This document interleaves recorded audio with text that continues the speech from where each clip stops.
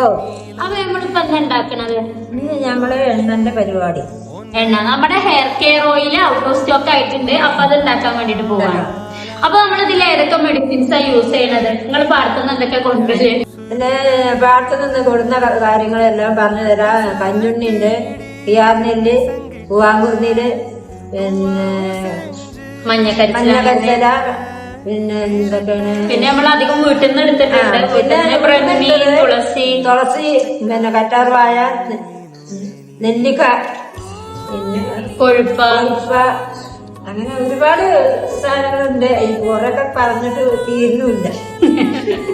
നമ്മൾ 10-30ഓളം പച്ചമരുന്നുകളും അതുപോലെ തന്നെ അങ്ങാടി മരുന്നുകളാണ് ചേർക്കുന്നത്. നമുക്ക് ഒറ്റയടിക്ക് പറയാൻ വേണ്ടിട്ട് പറയുമ്പോ നമുക്ക് കഴിയൂല.